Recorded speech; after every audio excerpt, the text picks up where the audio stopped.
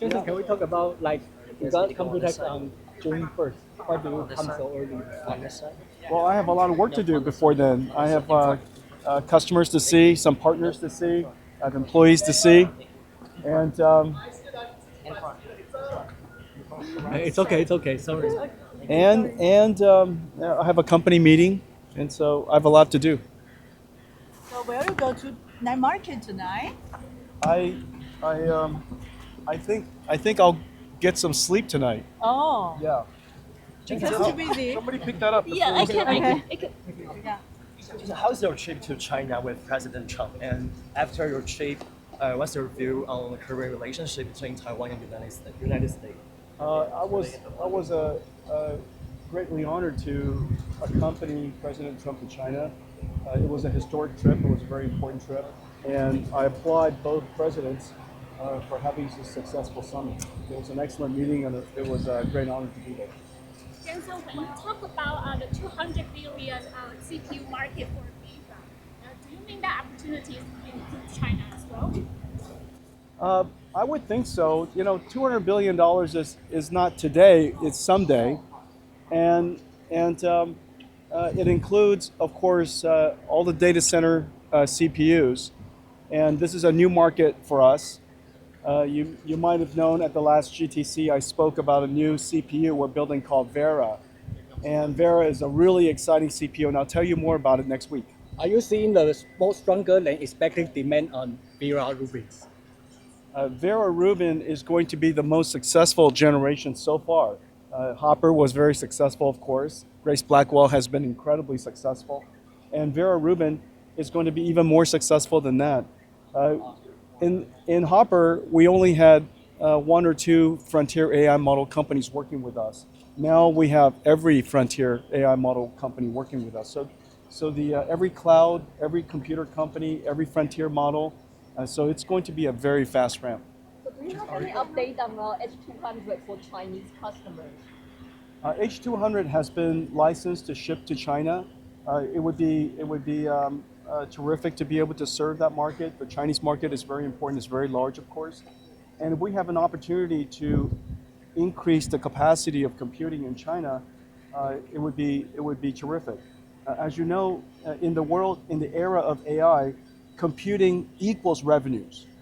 And because the computer generates the tokens, and the tokens generates revenues. So in this era, compute equals revenues. And if we can provide incremental capacity into China, it would be terrific. Are you going to see the construction of this time? See the construction. the construction of new NVIDIA office? Will you meet Maurice Chang this time? I just sent him an email. I'm looking forward to seeing him. I'm sure I will see him. Maybe have to meet CC 9 or 6. I am sure I will see CC. Yes, I'm planning to. I'm sorry? What's your impact on the CPU market? It seems that it grow a lot according to annual the forecast. As the reason why the CPU market is growing very fast is because these AI agents has become very smart, and AI can now use tools, and the tools run on CPUs. We have this is a new market for us. We have a brand new CPU called Vera, and Vera CPU is going to be very, very successful. It's going to be a big growth opportunity for us. Jensen, Taiwan prosecutors this week also said that they are investigating Supermicro servers containing NVIDIA chips to China from Taiwan. So is there anything that you think NVIDIA could do to prevent that from happening? Well, we're rigorous in explaining to all of our partners all of the world's laws and regulations, and we insist that they're compliant with laws and regulations. Ultimately, Supermicro has to run their own company, just as everybody has to run their own company. And I hope that they will enhance and improve their regulation compliance and avoid that from happening in the future. After Spectrum X launch, everyone is talking about like CPO technology. How do you see the future of it? Spectrum X is NVIDIA's Ethernet switch. And as you know, in the past, NVIDIA only had InfiniBand. With Grace Blackwell, we introduced two new networking technologies. One is called NVLink, and the other is called Spectrum X for Ethernet. NVIDIA is now the world's largest Ethernet networking provider, and it is growing incredibly fast. The next generation of networking will include copper as well as silicon photonics. And so we're going to continue to use copper for as long as we can, and we're going to be able to use copper for a very long time. And then on top of that, because these systems are getting so large, we're going to use silicon photonics to scale it out. As the AI, the trend, the AI trend, the like semiconductor become very tight. How can we ensure our capacity? Well, we have to do a good job planning. NVIDIA plans 2 or 3 years in advance, and we have the largest supply chain and largest number of customers, partners in the world today, and that's the reason why we're one of the largest companies in the world. And so we work very closely with all of our supply chain partners. We have to do a good job forecasting, and we have. And so our partners are going to help us grow. As you know, this quarter we grew almost 100% year over year. We were already so large, and we still doubled in size.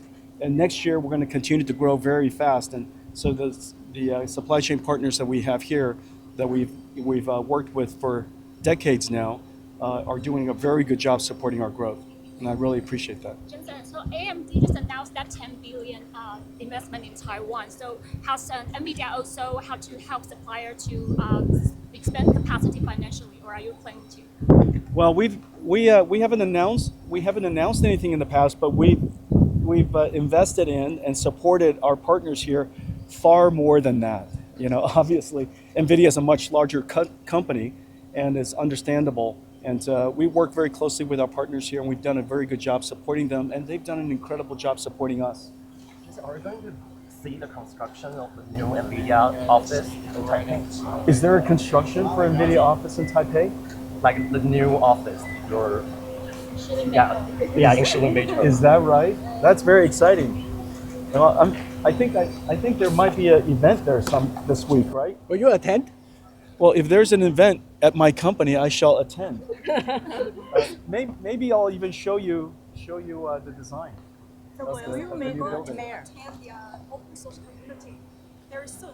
Why open source community related to Well, open source, just as science and knowledge has the benefit of lifting everyone in the community, and artificial intelligence, as you know, is going to impact every industry, every company, and everyone. And we want to democratize the capability so everybody could participate and be part of this incredibly exciting revolution. And so the open source event that we have is I'm looking forward to seeing everybody.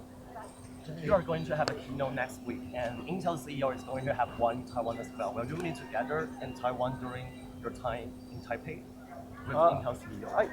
I don't think so. Our companies are only 2 minutes apart from each other, so we have plenty of opportunities to see each other in the United States. So we saw the Build a Claw event at GTC in San Jose, and we know that in Taipei this time we have a similar activity. Would you be interested in going there and see? Yeah, I think so. I think I'm going to go there now. As soon as we're done here, drop by to see the community build Open Claw. The Open Claw Build a Claw event was so successful at GTC Santa Clara. We're going to do it here as well. It's so much fun. Everybody can build their own AI. It's so incredible. Why is it so important to have your own AI agent? You know, the AI agent it's basically a digital robot. You know, think of it as a robot. In the future, robots will have arms and legs, and they'll be able to walk around, help you do things, talk to you, you know, maybe do some housework. And today we have Open Claw, which is basically a robot without the physical body, and it understands you. You could tell it tasks to do, and it will try to learn how to do it. And so it's kind of interesting and it's fun. Talk about the Vera Rubin in Taiwan supply chain for a new opportunity. Vera Rubin is the largest product launch probably in the history of Taiwan. Of course, Taiwan started in the PC revolution, and over the years, we built PCs here and we built cell phones here and laptops here. But now these AI supercomputers are gigantic. Each one of the Vera Rubin systems consists of almost 2 million parts. And it includes probably 150 different ecosystem partners here in Taiwan to build it. And this is the largest and the fastest product launch in the history of our company and probably in the history of Taiwan. And so I've got a lot of partners here to thank, and everybody is working really, really hard. You know, while we're still in full production with Grace Blackwell, which is already the largest product that Taiwan has ever manufactured, now we're also simultaneously ramping into Vera Rubin. So it's going to be a very busy second half for Taiwan. Thank you. As the memory prices growing up, like rising, do you see the impacting on like consumer electronics, such as PC and like graphic cards? Yeah, memory pricing going up does affect the pricing of all of the electronics, and every electronics today uses memories, and so this is a big impact on the pricing of consumer electronics, and it's a challenge for consumers. It is a very important form of inflation, and hopefully the memory suppliers will ramp up their capacity as fast as possible so that the market will normalize again. Okay. 大家谢谢。Thank you so much. Thank you for your time. Good this week. 想看最完整的新闻内容，记得下载TVBS 新闻网 APP。